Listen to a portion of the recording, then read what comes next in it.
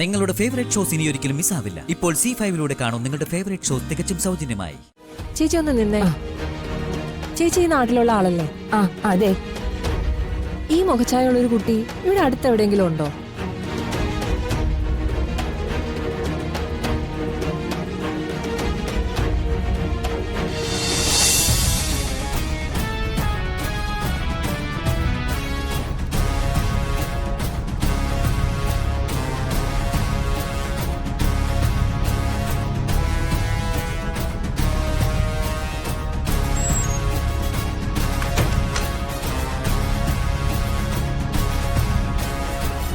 എന്റെ വീട്ടുകാര് വന്നത് വരുണിന് തീരെ ഇഷ്ടമായില്ലല്ലേ? ഇല്ല. എന്നോടുള്ള ദേഷ്യം എന്റെ വീട്ടുകാരോടും ഉണ്ടോ? അവര് തന്നെ പോലെ കുഴപ്പക്കാരായിട്ടൊന്നും എനിക്ക് തോന്നിയിട്ടില്ല. പാവങ്ങളാ. ചില വേഷം കെട്ടലുകളൊക്കെ അവർക്ക് നടത്തിയല്ലേ പറ്റൂ.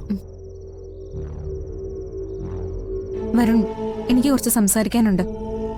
എല്ലാവരും നിൽക്കുമ്പോ പോലും തന്റെ ശബ്ദം കേൾക്കുന്ന എനിക്ക് ഇഷ്ടമല്ല. അപ്പൊ പിന്നെ തനിച്ചത് കേൾക്കാന്ന് പറയുമ്പോ തന്നെ എന്തൊരു ബോറാത്.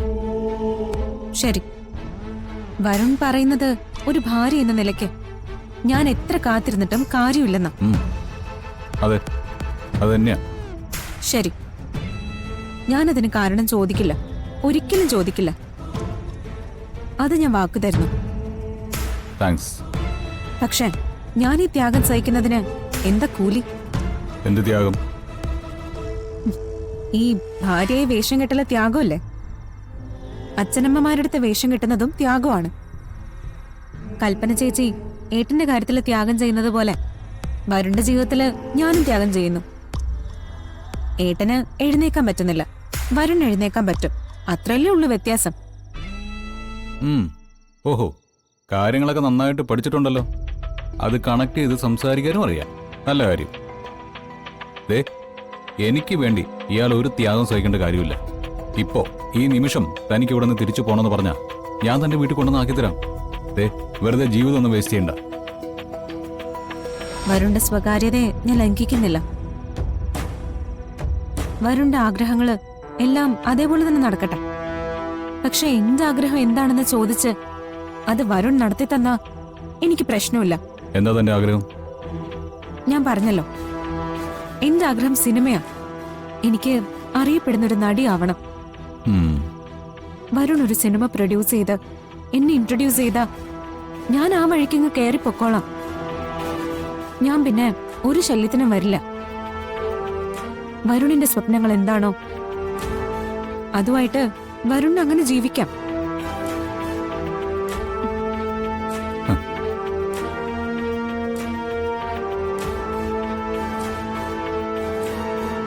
എന്താ ഒന്നും പറയാത്തെ?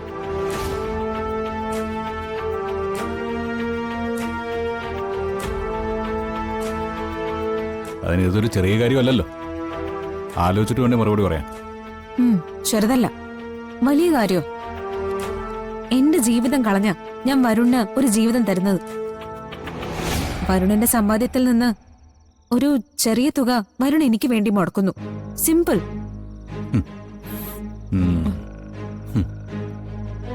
നിങ്ങള് കുടുംബപരമായിട്ട് ബിസിനസ്സുകാരല്ലേ?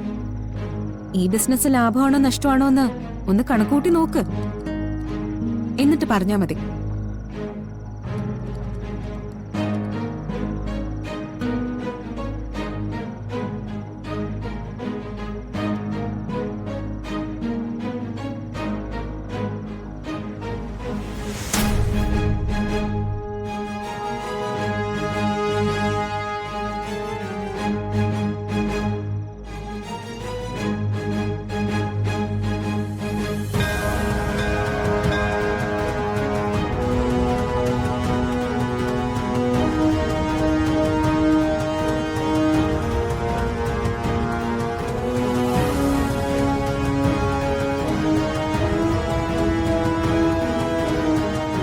ഒരു മിനിറ്റ്, ഈ കുട്ടി അറിയോ? ഇല്ല, അറിയില്ല.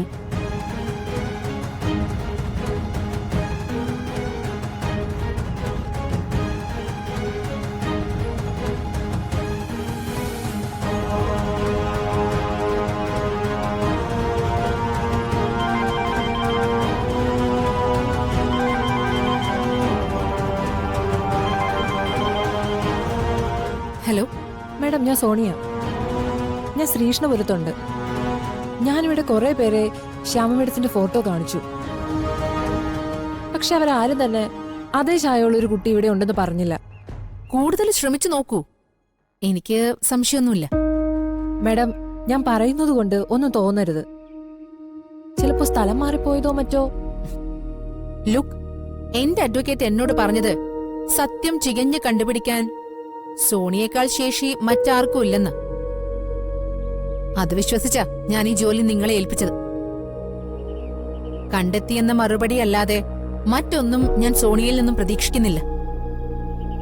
സോ ഇടയ്ക്കിടയ്ക്ക് ഇതുപോലെ വിളിക്കണമെന്നുമില്ല. ആ ഓക്കെ മാഡം, ഞാൻ ട്രൈ ചെയ്യാം. പോരാ, ഇന്ന് ഈവനിങ്ങിനുള്ളിൽ എനിക്ക് കൃത്യമായ ഉത്തരം കിട്ടിയിരിക്കണം. ഓക്കെ മാഡം,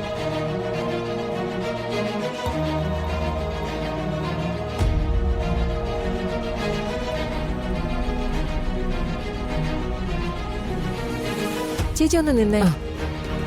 ചേച്ചി ഈ നാട്ടിലുള്ള ആളല്ലേ? ആ അതെ. ഈ മുഖഛായുള്ള ഒരു കുട്ടി ഇവിടെ അടുത്തെവിടെയെങ്കിലും ഉണ്ടോ?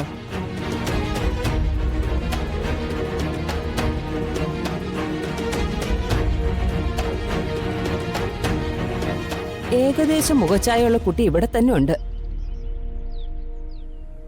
ഏതാ ആ കുട്ടി? ദേവനാരായണൻ നമ്പൂതിരിയുടെ മോളാ. ഈ ക്ഷേത്രത്തിലെ പൂജാരിയുടെ. ഉറപ്പാണല്ലോ അല്ലേ? അതെ, എനിക്കുറപ്പാ. ആട്ടെ, എന്തിനാ ഇത് അന്വേഷിക്കുന്നേ? ചേച്ചി നടന്നോ, എനിക്കൊരു അത്യാവശ്യ കാര്യമുള്ളതുണ്ട്.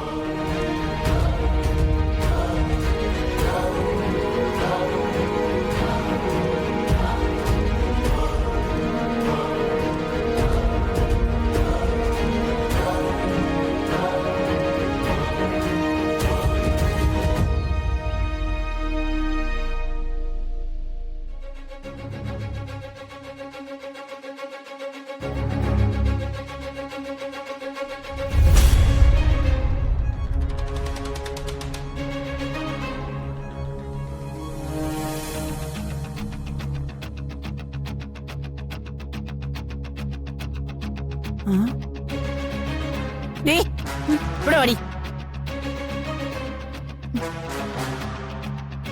എങ്ങോട്ട് ഒരുങ്ങിക്കെട്ടി പോവാടി രാവിലെ തന്നെ?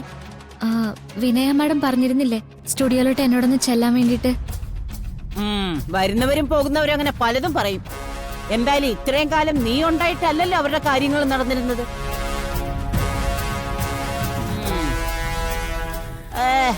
സിനിമാക്കാരി കൊണ്ടുവന്നതായിരിക്കും അല്ലേ?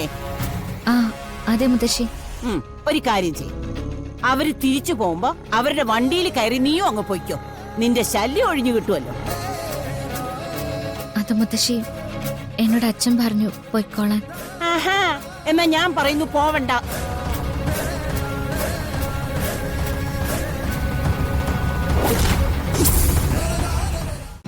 ഡൗൺലോഡ് ചെയ്യൂ C5 ആപ്പ്. കാണൂ എല്ലാ എപ്പിസോഡുകളും സൗജന്യമായി.